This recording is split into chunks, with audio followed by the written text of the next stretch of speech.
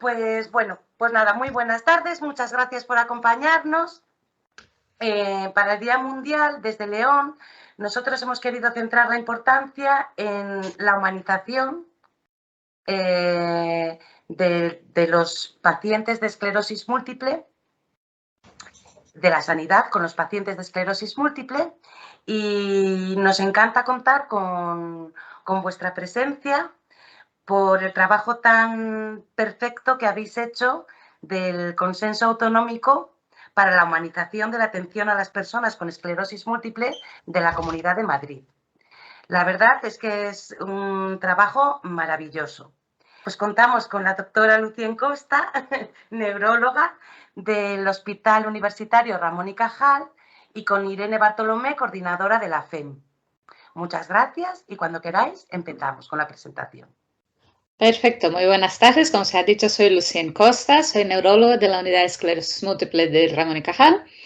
Y realmente hoy vengo a contaros un poco una historia hecha por hombres y mujeres que amamos la medicina y que nos hemos propuesto como reto el hacerla más humana en un mundo que cada vez es más de las máquinas, más de la inteligencia artificial, más de las tecnologías, más de las grandes bases de datos anonimizadas. Y nosotros lo que queríamos precisamente era todo lo contrario, hacer la asistencia sanitaria más humana y más cercana, abordando todos los aspectos de los pacientes con esclerosis múltiple, no solo el sanitario, sino de su entorno social, de su entorno familiar, aspectos emocionales, psicológicos, aspectos incluso espirituales. Todo está recogido en ese consenso. Pero no quisiera empezar sin antes agradecer, lógicamente, a todo el equipo de Esclerosis Múltiple León. La verdad es que me ha hecho mucha ilusión que contéis conmigo para estar aquí hoy. Agradecer, como no, a todo el equipo técnico, a los patrocinadores que han hecho posible ese tipo de reuniones, además para celebrar el Día Mundial de la Esclerosis Múltiple. Agradecer a mi contertulia, Irene, que seguro vamos a pasar un rato muy agradable, y a todos los que estáis y que habéis manifestado vuestro interés en esta reunión.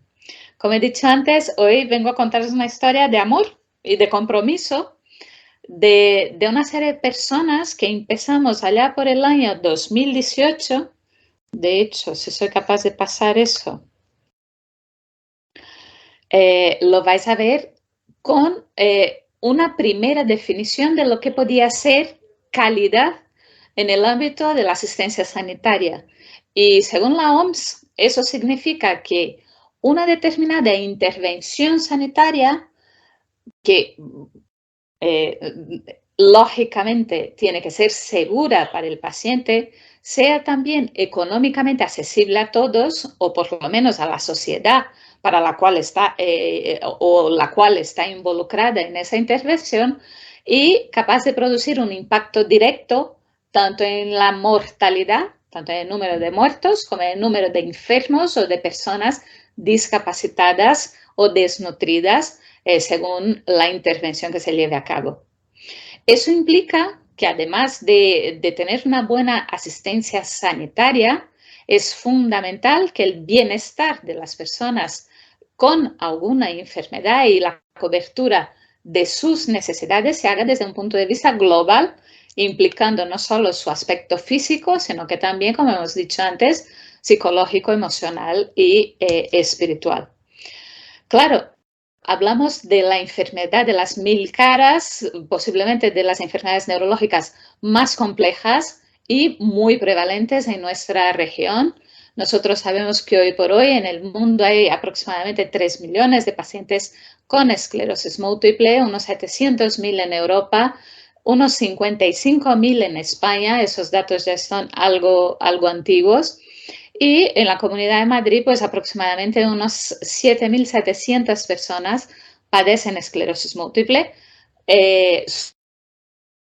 Su cuidado se divide entre 7 grandes hospitales terciarios, más los hospitales satélites que tenemos en toda la Comunidad de Madrid. Básicamente son Puerta de Hierro, Clínico y San Carlos, que son los 13 sures, y Hospital de La Paz, Princesa 12 de Octubre y Gregorio Marañón, que tienen unidades especializadas en esclerosis múltiple. Entonces, lo que hicimos, más o menos en ese orden de cronológico, fue inicialmente juntarnos todos en un foro al que llamamos Sumemos, donde estaban representados el Ministerio de Sanidad, Consumo, Bienestar, el Consejo Español del Cerebro y el Consejo Europeo del Cerebro, la Fundación Esclerosis Múltiple España de CONSENFE, y tenía el aval de la Sociedad Española de Neurología con la representación a través de dos neurólogas que éramos la doctora Martínez Genés y yo. En ese foro debatimos y sacamos un informe, el informe Sumemos, que tenía como objetivo tratar de normalizar la vida de una persona con esclerosis múltiple dentro de la sociedad, abordando todos esos aspectos que hemos comentado anteriormente. Claro, ese informe dio pie a que viéramos la necesidad de un consenso para abordar aspectos prácticos que estuvieran muy necesitados de un abordaje real por parte de las gerencias, por parte de nuestros gestores. Por eso en el 2021, en plena pandemia, pues nos reunimos para hacer el grupo de consenso autonómico. Inicialmente, pues el grupo estaba formado por dos coordinadoras, la doctora Martínez Genés y yo, bajo la batuta del doctor Julio Zarco.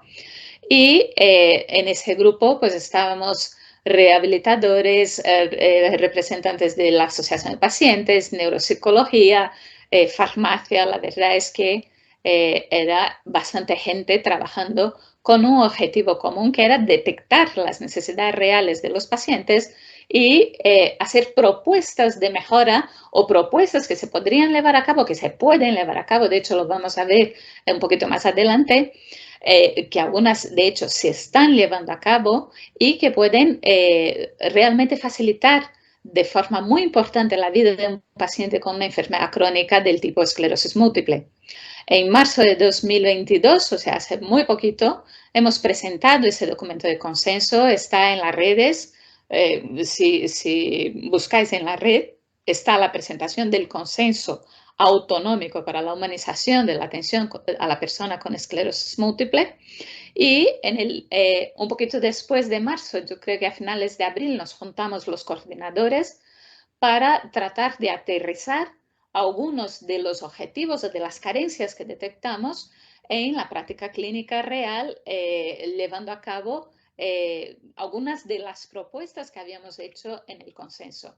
Eso es un poquito las fases que os he explicado inicialmente: la creación del grupo de trabajo, luego una identificación de necesidades y luego todos juntos hemos hecho una serie de propuestas de mejora. Para que tengáis una idea, pues hemos dividido los ámbitos de actuación en atención, valoración global y apoyo a las personas con esclerosis múltiple, luego la coordinación sanitaria, social y comunitaria y por último la sociedad y el compromiso político. Y lo que hacíamos era detectar una necesidad, hacer una serie de propuestas de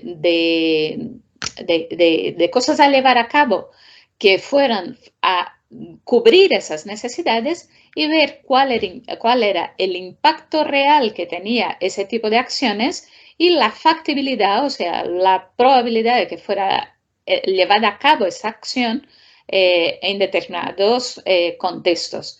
En concreto, en el Consenso de la Comunidad de Madrid, en la Comunidad de Madrid.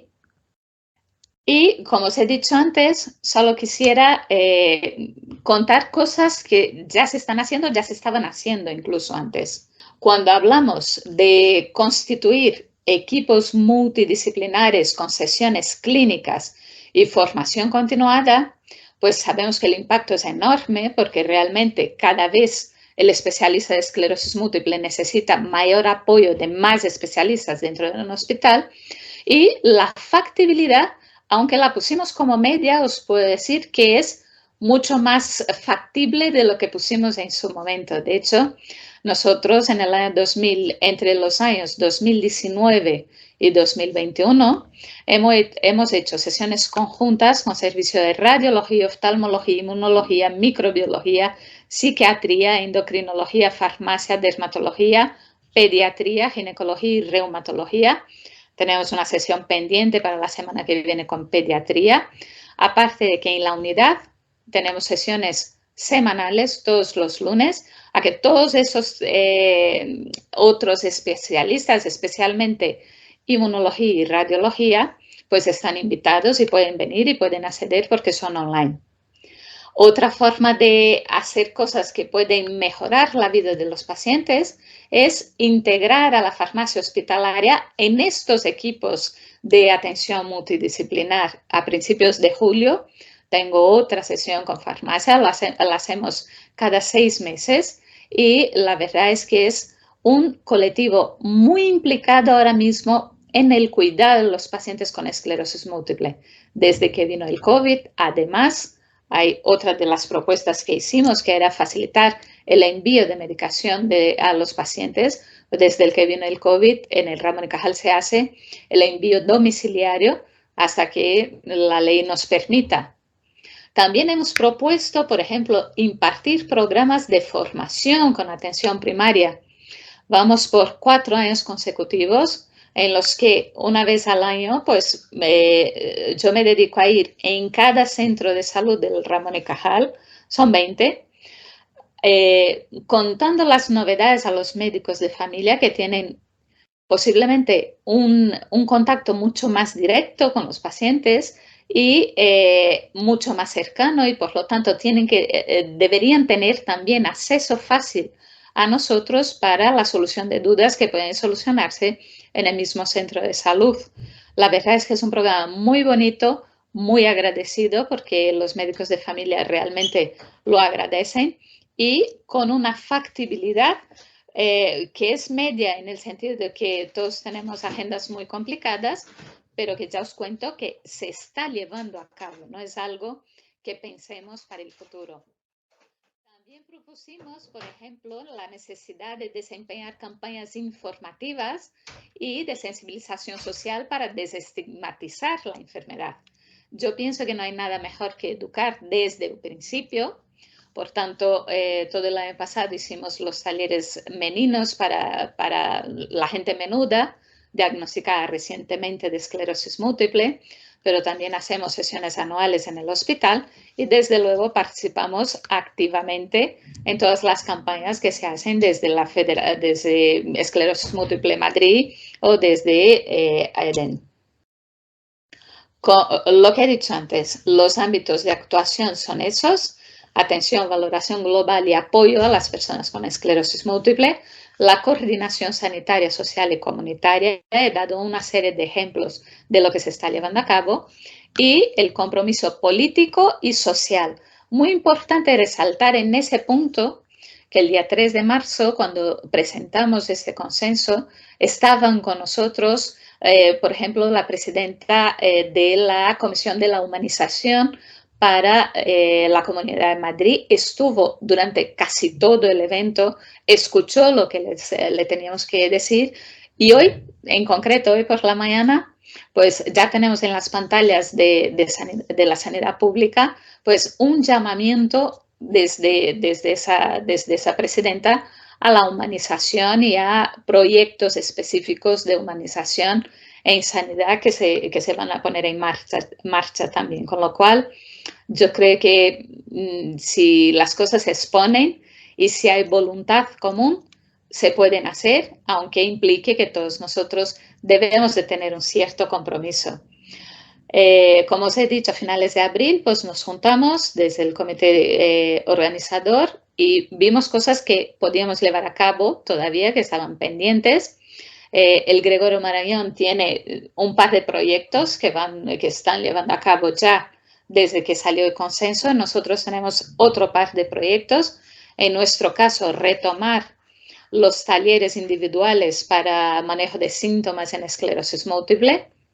Esos son talleres que se hacen solo con 10 pacientes en el gimnasio de rehabilitación con terapeutas ocupacionales, rehabilitadores, fisioterapeutas y neurólogos, donde enseñamos a pacientes y cuidadores una serie de ejercicios que pueden hacer en casa y una serie de mejoras que pueden hacer en casa para convivir mejor con la enfermedad.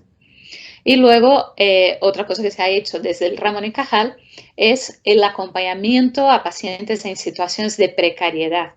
Eso se hacía antiguamente solo con pacientes en situación de aislamiento social. Desde que tenemos el consenso, pues nos hemos comprometido a que se lleve a cabo con todos los pacientes de esclerosis múltiple que necesiten acompañantes para llegar a la consulta, para llegar a los distintos especialistas que tienen que ir o para llegar a sus programas de rehabilitación en el hospital. Yo creo que eso era todo lo que quería contar de la parte más teórica. Ahora estaría encantada de ver las preguntas con todos vosotros. Bueno, yo me he quedado alucinada con la de cosas que se han conseguido y que seguiréis consiguiendo, al parecer. Una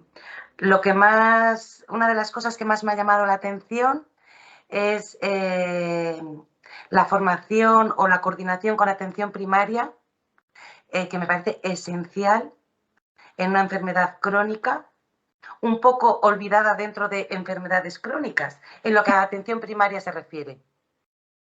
Y me parece imprescindible. De hecho, es un punto que me encantaría ver de una manera más concreta, si existe un proyecto como tal. Pero claro, también una cosa que me pregunto y le pregunto es, claro, tener que depender de la voluntad, de voluntades, es un tema muy complicado.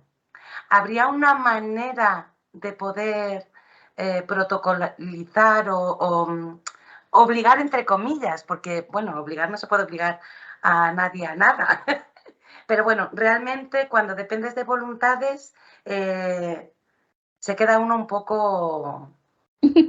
Pues te cuento cómo lo conseguimos y completamente de acuerdo contigo. O sea, realmente eso surge de la necesidad que veía de coordinación con primaria, es fundamental, porque cada médico de familia tiene en su base de datos por lo menos 2, 3, 4 pacientes con múltiple, con toda la complejidad que ahora mismo implica el manejo de paciente con múltiple.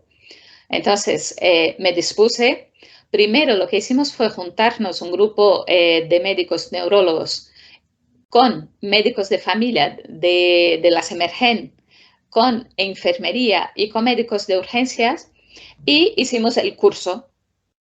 Es un libro y un curso con créditos que lo que hacemos es decir a los médicos, programar las reuniones, decir a los médicos de familia que van a tener créditos por asistir a esa reunión y, claro, tú te tienes que mover. O sea, yo voy, o sea, no me quedo en mi casa. Sí, claro. Durante la pandemia la cosa funcionó regulín porque tanto nosotros como ellos estamos sobrepasados de trabajo, pero realmente en los 2 años previos de la pandemia te puedo decir que he ido a los 20 centros 2 veces y la respuesta es muy variable. O sea, tienes que tener una gran capacidad de frustración, porque a veces te encuentras que en un centro tienes a 20 personas esperándote, absolutamente sorprendente, pero hay centros en que vas a hablar para 3. Pero si esos 3 te escuchan y esos 3 tienen 3 pacientes cada uno, pues ya son 9 pacientes. Entonces, es el que sepan que tu unidad tiene un correo electrónico, que pueden contactar contigo de forma fácil, que el paciente no tiene que estar en su casa con un brote o con un síntoma. Incluso yo lo que he notado a lo largo de estos años fue una disminución muy importante del tiempo desde que el paciente tiene un primer síntoma neurológico hasta que se diagnostica. Precisamente, la gente me dice, sí, pero estaréis viendo cosas también que no necesitaríais ver, ¿cierto? Pero por lo menos no se me escapa ya nadie que está en casa 6 meses con medio cuerpo dormido. Claro. Entonces, depende, es muy complicado porque depende de voluntades, eso es cierto, pero también es cierto que con algún tipo de incentivo, aunque sea con créditos, En ese caso, pues también había una evaluación que era muy divertida. O sea, que se puede conseguir.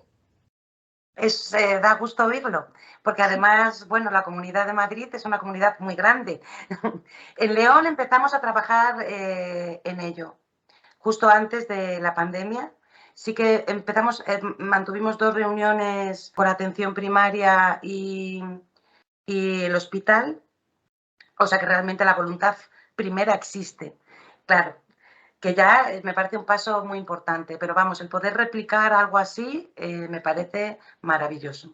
En primer lugar, agradeceros esta oportunidad de poder estar aquí hoy conversando sobre esto y que podamos entre todos pues, aprender cosas nuevas y compartir también nuestra experiencia para que sirva también para vuestra asociación.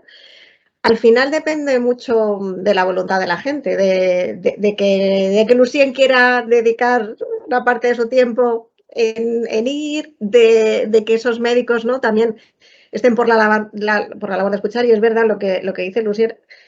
A veces tú te lo preparas, vas con toda la ilusión y no hay mucha gente, pero bueno, con que haya uno, porque ese uno va a tener al final algún paciente o le va a llegar a alguien, ¿no? Y con síntomas y que puedas derivar rápido a neurología y que no estén esa persona dando vueltas, ¿no? Como lo que nos encontramos muchas veces, ¿no? O sea, yo hoy mismo he valorado a una chica que ha estado 20 años diciéndola que eran problemas psicológicos y psiquiátricos.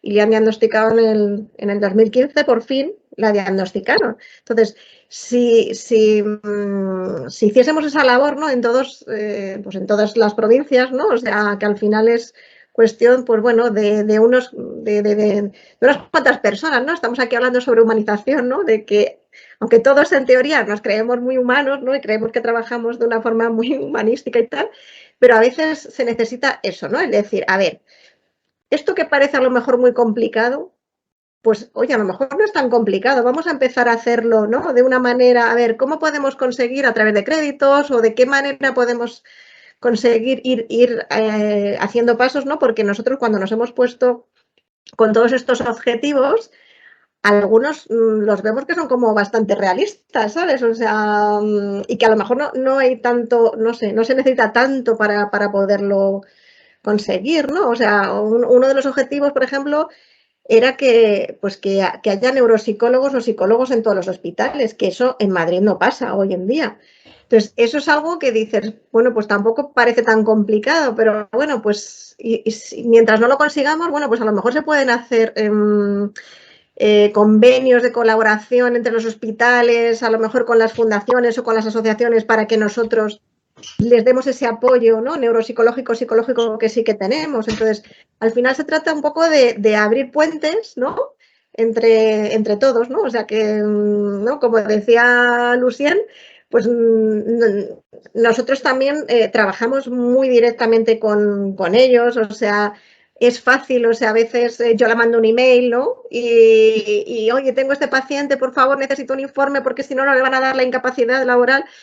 Y ella, pues rápidamente contesta, pues sí, no te preocupes, lo tengo, o sea, aunque no tenga tiempo, o sea, lo hace, porque al final estamos aquí, tanto ella como nosotros, por el paciente, ¿no? Por la persona con esclerosis múltiple. ¿Qué queremos? Que tenga una mejor calidad de vida. Si esa persona necesita ese informe para conseguir esa incapacidad laboral, pues si a mí me da vergüenza pedírselo, pues fíjate, o sea, ya no se va a enterar, ¿no? Y al final tenemos más cosas en común de lo que pensamos y cosas que son realmente fáciles de lograr. Hoy he leído una cosa que viene muy, muy al dedo para eso, que decía que el que no quiere encuentra muchas excusas y el que quiere encuentra muchos motivos. Sí. Y eso es muy cierto. Muy cierto. Fíjate que cuando fui a dar la sesión a traumatología, la gente me decía, pero tú estás loca, ¿tú qué vas a hacer en trauma? Pues voy a rescatar ese montón de pacientes que empiezan con una primaria progresiva y que se me tropiezo, que me tropiezo, que me tropiezo, que es un esguince, hasta que 10 años después algún iluminado dice, oye, ¿y eso no puede ser algo neurológico? Ya no pido ni siquiera que tenga el diagnóstico en su cabeza, o sea, por lo menos que una persona de 25 años que tenga una cosa que yo no sé explicar, pues que lo remita a algún especialista que puede que sí tenga la explicación. Y así hemos hecho tanto con traumatólogos como psiquiatras, porque realmente lo que dice Irene, muchos pacientes están en psiquiatría, en trauma, en reuma años antes de llegar a ti. Y son pacientes que muchas veces tienen un diagnóstico complejo porque son formas progresivas muy lentas o incluso otro diagnóstico diferencial desmielinizante, como puede ser una NMO, como puede ser una homopatía, con lo cual es importante que la gente sepa que eso exista. Claro, una estudia para el MIR cuando tiene 20. A los 50 la esclerosis múltiple se queda muy lejos. Si no la maneja, es que se queda muy, muy lejos. Mi mensaje principal cuando yo hablo con médicos de familia y especialistas en general es: una persona joven que tiene un síntoma neurológico no puede dejar de ser evaluada por un neurólogo. Punto. Con que me aprendan eso es suficiente para rescatar a muchísima gente de una demora diagnóstica que puede ser fundamental en el desarrollo de esa persona con el paso de tiempo. Es fundamental. Un tema que he visto que se ha tratado en el documento y que ha hablado Irene algo al respecto ahora sobre la discapacidad, el reconocimiento. ¿Hay alguna propuesta en el consenso sobre valoración? ¿Puede ser? Sobre escalas o para que sea, no sé cómo decirlo, o igual no lo explico bien, más fácil o mejor forma para valorar la discapacidad en los centros bases de las comunidades. Me ha parecido, hay una propuesta. Sí, hay una propuesta, yo creo que ahí depende más de voluntad política, pero yo creo que desde las asociaciones se ha empujado muchísimo, se sigue empujando muchísimo para que esa valoración de discapacidad incluya, por ejemplo, el deterioro cognitivo, que casi nunca lo incluye, los síntomas invisibles, que casi nunca lo incluye. Sí hay una propuesta, lo que yo veo es que, lógicamente, necesita una gran voluntad política y una gran implicación de esos políticos. Sí. Nosotros en Madrid, de hecho, colaboramos hace años para hacer una guía para los valoradores de los centros base de cara a la discapacidad y de cara a la dependencia. Y es verdad que, por ejemplo, ahora de cara a la dependencia, nosotros en la Fundación pues estamos haciendo muchísimas cartas para cheque servicio, esta ayuda económica que dan para rehabilitación para las personas que les dan un grado de dependencia.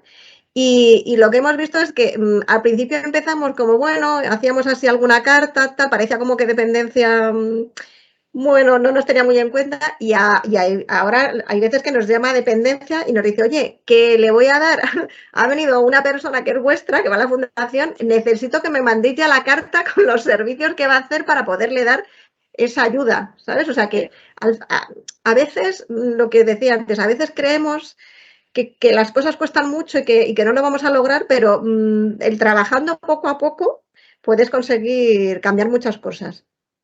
Eso que dices es muy importante. A veces uno tiene la sensación de que las barreras son mucho mayores de las que son realmente.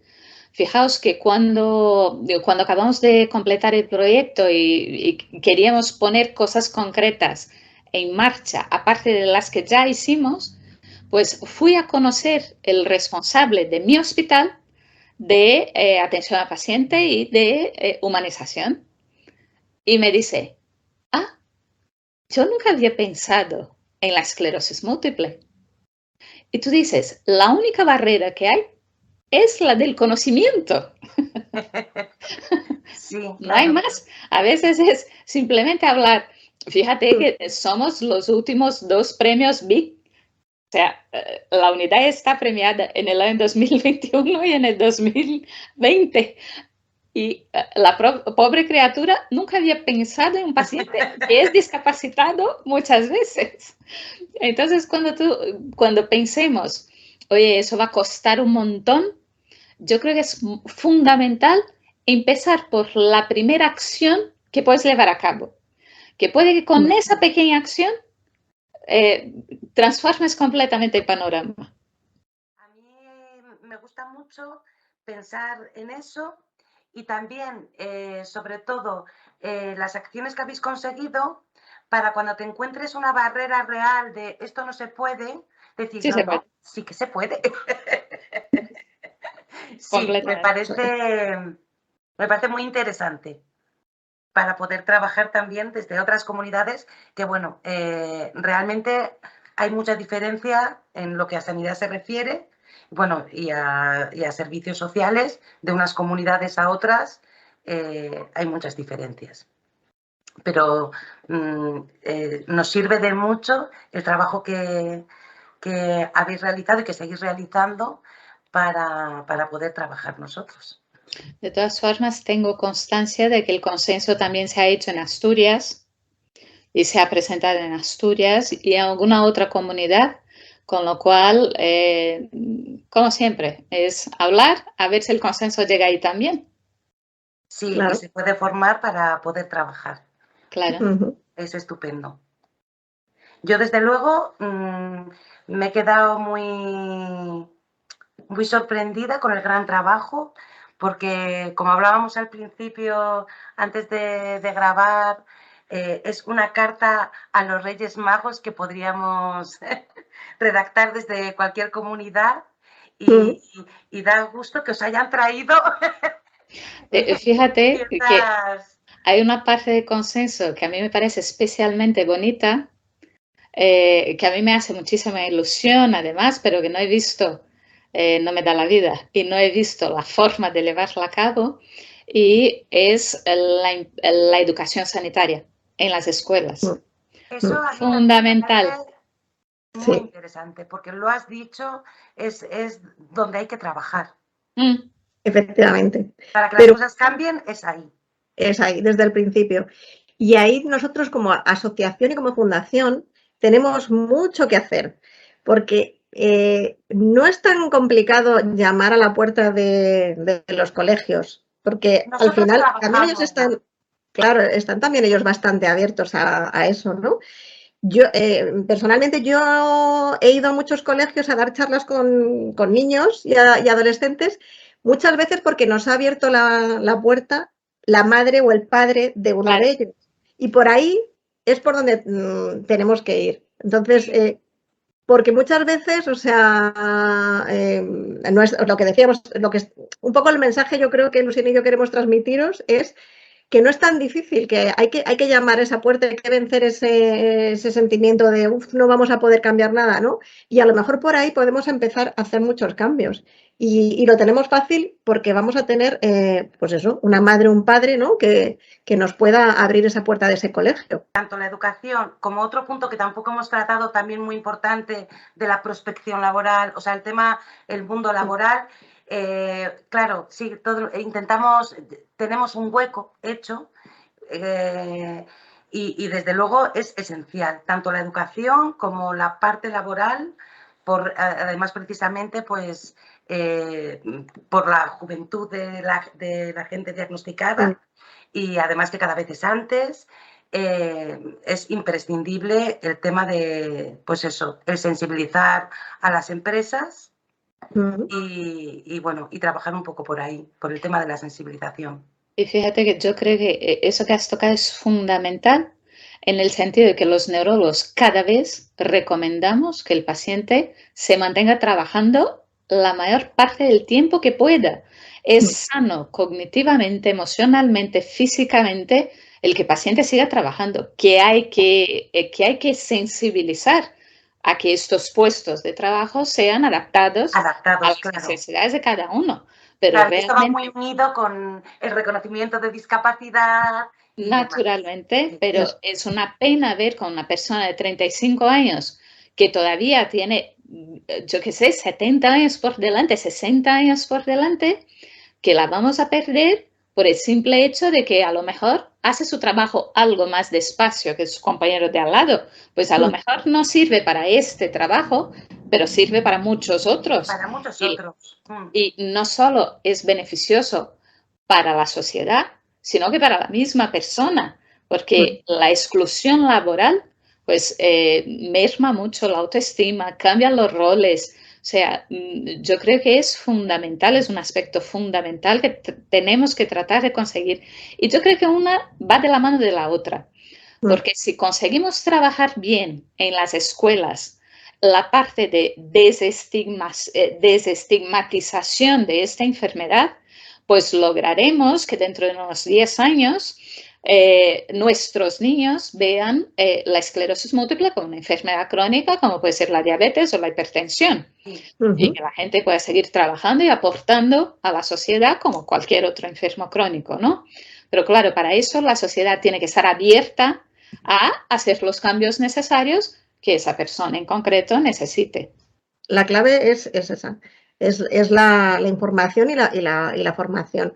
Nosotros que tenemos un servicio de empleo en Madrid, en la Fundación de Madrid, nos dedicamos gran parte del tiempo a ir a presentar, ¿no?, a las diferentes empresas que conozcan un poco en qué consiste la enfermedad, que no sé si tú estarás de acuerdo, Lucien, pero yo llevo 22 años trabajando en la fundación y la gente con esclerosis múltiple, son súper trabajadores, no quieren perder. Hay veces que es que están con un brote y no quieren cogerse bajas, que hay veces que la enfermedad pues te lleva a que tengas unas dificultades, como bien dices, ¿no? Pero bueno, pues a veces no, si me das un poquito más de tiempo o me adaptas el puesto de trabajo, yo puedo seguir trabajando. O cuánta gente la pandemia, ¿no?, que nos ha traído el teletrabajo. Dios mío, gracias pandemia por traernos el teletrabajo, porque hay muchísima gente con esclerosis múltiple que le cuesta un horror ir al trabajo,